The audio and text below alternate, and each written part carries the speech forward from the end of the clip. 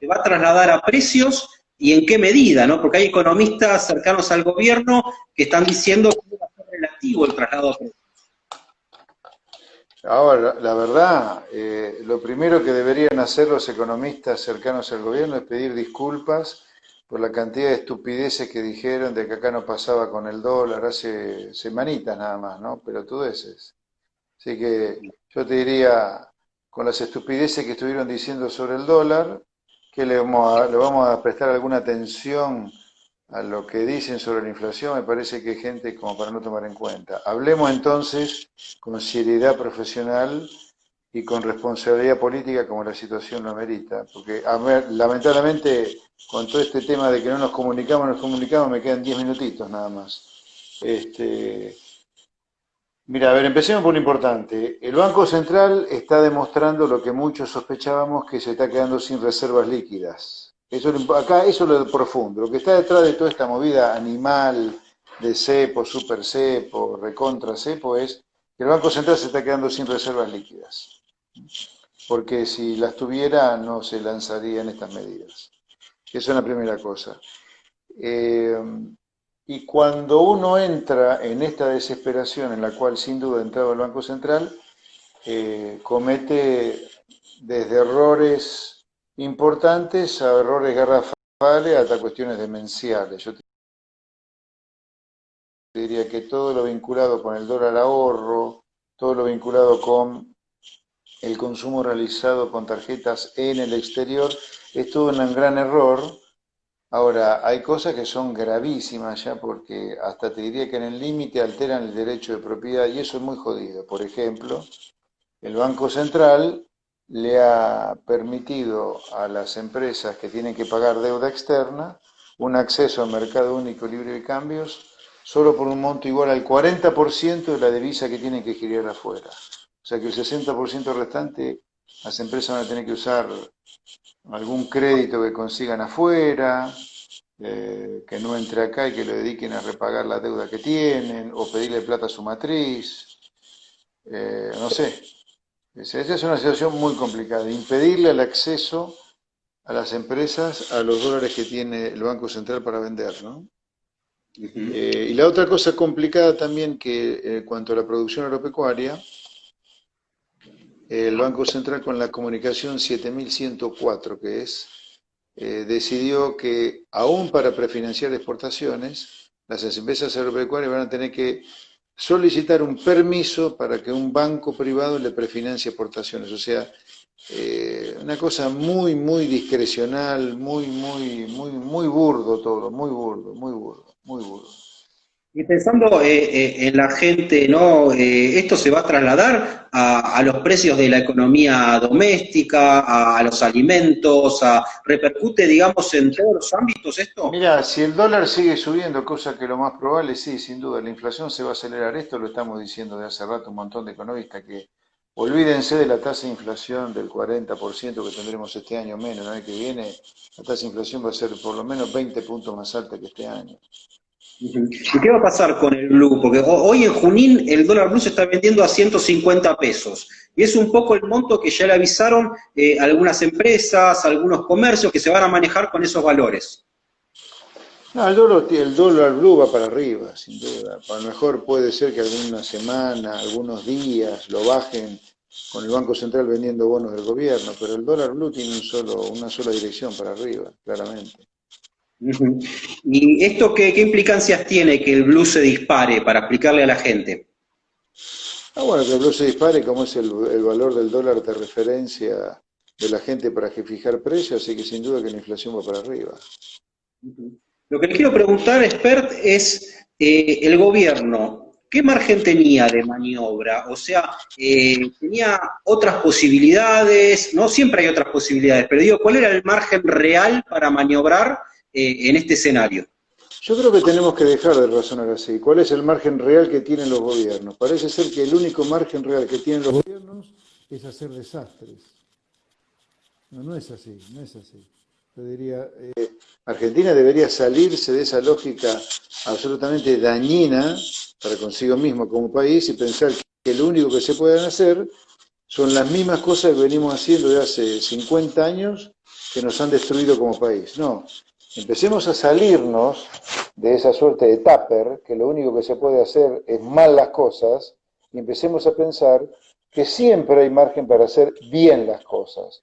Dentro de lo mal que están las cosas, con la reserva del Banco Central, porque lo real es que se han quedado sin reservas, yo diría, usted puede hacer una cosa menos mala que la que está haciendo el Banco Central, lo que la ha decidido ayer el Banco Central, que es flotar el tipo de cambio, liberarlo, que sea el dólar que tenga que ser, que las empresas vayan a ese mercado libre y único de cambio, sin intervención del Banco Central, a comprar los dólares que necesitan, así el dólar subirá mucho, ok, después va a bajar, si el plan económico del gobierno es confiable, porque va a haber gente que va a decir, no, ya está demasiado caro el dólar, entonces va a bajar. Acá lo ideal era flotar. El segundo mejor era desdoblar el mercado de cambio, es decir, acá hay un mercado oficial para la exportación y otro mercado libre para la parte financiera. Listo, vayan ahí los que tengan que pagar deuda externa, los que quieran viajar, pero libre, uno totalmente libre y uno intervenido para exportaciones como se ha hecho siempre. Esa es la segunda alternativa. La tercera era esta, endurecer más el cepo cambiario. Bueno, fueron por la peor, por la más brutal, por la que demuestra más ignorancia, te diría. Es preocupante el tema de algunas empresas, ¿no?, que comienzan a anunciar que se retiran del país. Obviamente que sí. Pensaba ahora, para darle la razón a las empresas, hace 2 años que las empresas están sufriendo recesión. Acá la recesión comenzó con Macri, cuyo plan económico desastroso empezó a estallar allá por marzo, abril del 2018, siguió el año pasado en las elecciones, y así recibió Alberto Fernández la economía. Y este gobierno de brutos, de ignorantes, 6 meses de cuarentena terminó derrumbando toda posibilidad de sostener negocios. Así que yo te diría, cuando vos sos una empresa, la empresa quiere ganar plata, no quiere perder. Después de 3 años de pérdida, chao. 2 años, perdón. ¿Y qué escenario nos espera, ¿no? De acá a fin de año siempre es un tema, ¿no? En la Argentina, el humor social y más en pandemia empieza a recalentarse. ¿Cómo imagina las próximas semanas, ¿no? Quizás también hablar de acá a fin de año en la Argentina es un plazo demasiado largo también, ¿no? Se me cortó un poquito lo último que me dijiste, así que mejor te voy a pedir que me lo repitas, por favor, porque se cortó. ¿Cómo? Próximas semanas, siempre fin de Ah, año es en la Argentina, ¿no? sí, yo te diría, vamos a un escenario muy complicado, lamentablemente muy complicado porque este año vamos a tener una explosión de la pobreza, fruto de la suba del desempleo, fruto de la caída de la actividad, fruto de la cuarentena animal del gobierno. Y el año que viene vamos a tener otro salto en la pobreza como consecuencia del salto en la tasa de inflación. Ahora, el medio vaso lleno, este es el medio vaso vacío. El medio vaso lleno que el año que viene hay elecciones de medio término, hay elecciones legislativas. Y nosotros vamos a estar presentes ahí. Despertar, José Luis Esper van a estar presentes ahí. Y la gente va a tener una alternativa bien afuera de la falsa grieta que representan Cambiemos y el kirchnerismo. Falsa grieta porque los dos, a la larga, siempre terminan en crisis con los programas que lanzan. Macri terminó en crisis, Néstor y Cristina también, y Alberto Fernández nos está llevando a una nueva crisis. Entonces la gente tiene que salirse de esa grieta y decir, vamos a votar a gente completamente fuera de la política, es nueva, con ideas nuevas, que le plantean al país algo razonable, que es lo que nosotros planteamos, hacer lo que hacen los países a los cuales les va bien. Si la gente el año que viene vota otra cosa y esa otra cosa somos nosotros, te aseguro que el camino que vamos a empezar a recorrer es mucho más razonable que este camino de loco, esquizofrénico que estamos recorriendo, donde los que se suceden unos a otros se suceden porque lo anterior generó una crisis. O sea, nosotros salimos del kirchnerismo, que nos llevó a una crisis, a manos del macrismo. El macrismo genera crisis, volvemos al kirchnerismo. ¿Vamos a volver al macrismo otra vez ahora en 2021? Por favor, no. Esperen, el gobierno lo que dicen por estas horas es que hay una pospandemia que puede ser buena en términos económicos, pero que primero tiene que estar la vacuna. Esta es un poco la lógica, ¿no?, en el gobierno. ¿Esto es así, la pandemia? ¿En qué medida condiciona la economía?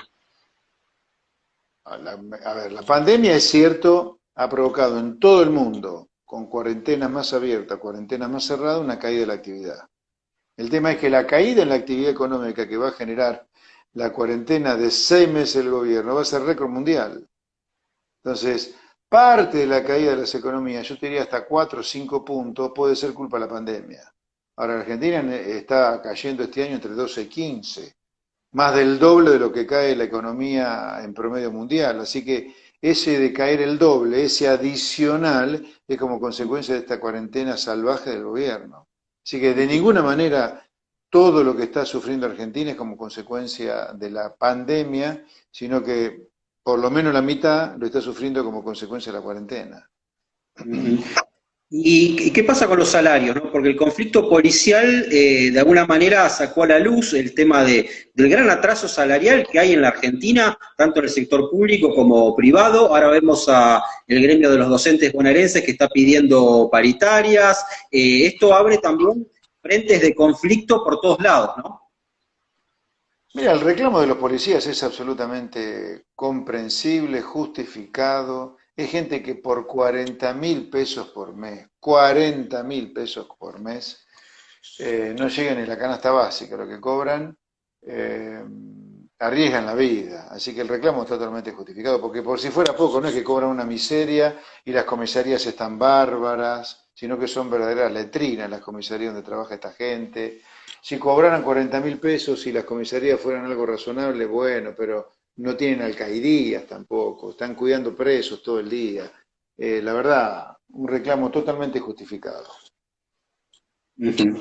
Y la última, ¿qué tiene que hacer, no, la gente, ¿no? Que está pensando en cómo cuidar, el que tiene ahorros, cómo cuidarlos, cómo poder tener algún ahorro? Es muy difícil ahorrar en la Argentina también, ¿no? Mira, cada persona es un mundo, cada familia son dos mundos juntos, así que yo no voy a hacer recomendaciones así al voleo, pero lo que sí te digo, el dólar va para arriba sin duda, sin duda. Hay un tsunami de emisión monetaria contenido en las LELIC, que son las viejas LEVAX, y contenido porque está todo bastante cerrado por la cuarentena todavía, pero sin duda el dólar libre, el dólar blue va para arriba. Ujú. Los argentinos somos más pobres cada vez que el dólar va para arriba, ¿no? Sí, somos más pobres porque a la larga suben los precios y la sube de los precios empuja las canastas básicas para arriba y como los salarios inicialmente al menos no se ajustan a la misma velocidad, todos terminamos siendo más pobres. Pero en última instancia, el problema de la suba del dólar es una consecuencia del desastre monetario que tenés, desastre monetario que es consecuencia del desastre fiscal que permanentemente esta clase política profesional que ha provocado un verdadero genocidio económico en Argentina nos trae. Expert, bueno, muchas gracias por haber participado, ¿no? De este ciclo de entrevistas. Hemos llegado a muchos vecinos del noroeste bonaerense, así que muchas gracias. Un placer, muy bueno.